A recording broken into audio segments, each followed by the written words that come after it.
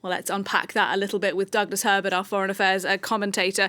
And Doug, look, that speech by JD Vance had been eagerly awaited today, hadn't it? And he had a rather blunt message for Europe. Blunt and unvarnished, basically saying Europe, if you are thinking of going in any direction that in any way seeks to rein in or control the progress and the innovation in this burgeoning field of AI technology, anything that might infringe upon America's innovation, don't even go there. Don't even think of it. Look, JD Vance basically is an outlier among the polls. The U.S. is becoming more of an outlier, right? We've been seeing this there's a rift, right? Three basic polls, if you will. The U.S., this sort of free market, hands-off approach, let innovators be innovators, go with the risks. You have China basically backing these giant state-backed tech giants, wanting free and open access to all sorts of AI tools. And you have Europe somewhere in the middle saying basically they want the entrepreneurial spirit in there, but they also want safety and accountability, which means, by extension, regulation. Then you have JD Vance getting up there. He is a one-man traveling salesman for America's extremely muscular, aggressive form of America First policy.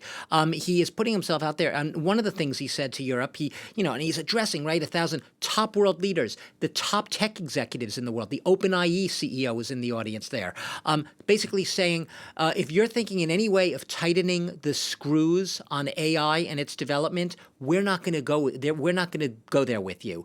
We are going to do this the way we see fit. He likened AI to the invention of the steam engine. He said it's the same sort of revolution we're seeing now. He says you can't be risk averse in these types of revolutions. You have to let them go full speed ahead. This is a conference which was meant to build as fostering a global dialogue and closer cooperation among all these competing poles, Nadia. And yet in that address we saw by J.D. Vance, a very blustery, a very categorical, a very strident message to Europe. The U.S. is dominant right now. We are the lead innovators, and we intend very much to remain that way, and no one is going to try to stop us. Try to stop us at your own peril.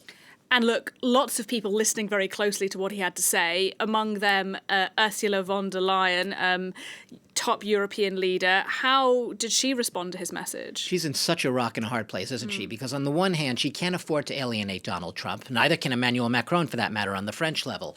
So she has to, if not kowtow to him, at least make overtures to him. But she's been very clear. She's very much on board with what I was just describing as that European approach for safety and accountability and rules and regulations. Sure, Macron spoke yesterday about a lighter touch with regulation. He wants to attract investors. He knows too much regulation scares them away. Capital goes where there's light regulation. Investors go there as well.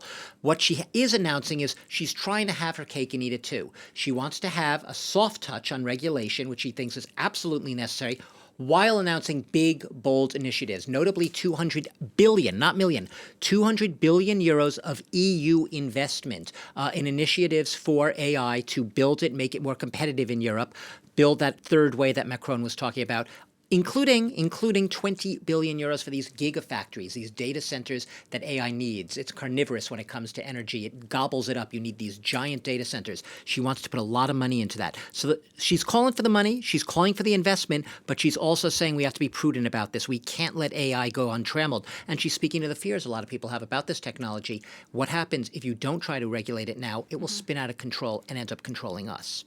And look, just finally, Doug, there was a joint statement at the end of the summit today talking about the need to ensure that AI is transparent, ethical, and safe. There is, though, some controversy about that statement. A joint statement, but not every joint was in there. A few joints were missing in that joint statement, Nadia, notably the United States of America, of J.D. Vance that I was just talking about, and Great Britain. Both of them refused to sign on, even though it seems sort of innocuous in its terminology, right? What is it? I scribbled down. It's a pledge to ensure AI is open, inclusive, transparent, ethical, you said some of these, safe, secure, and trustworthy. Also sustainable and protecting, respectful of human rights. Okay, you could say those were thrown in, a little additives.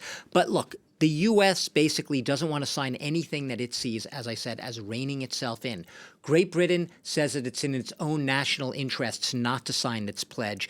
Presumably, either it really believes that or it wants to sort of play up with the U.S., march in a little bit of lockstep with the U.S. at a time when Europe is right now at odds with the Donald Trump administration on many issues. Perhaps the U.K. sees an opportunity, even under Labour leader Keir Starmer, to, if not, cozy up to Donald Trump, at least to have a closer, more cordial relationship with Donald Trump, be more in his good graces. This could be part of that strategy, or it could generally be because the Great Britain also has a perhaps more risk-averse, more entrepreneurial, more U.S.-style approach, which I was talking about before, that hands-off, free market, let's fuel innovation approach. How is this going to pan out? We don't know. We know that the next AI summit is going to be held in India, whose prime minister was very prominent and very visible at this conference. Douglas Herbert, thanks very much indeed.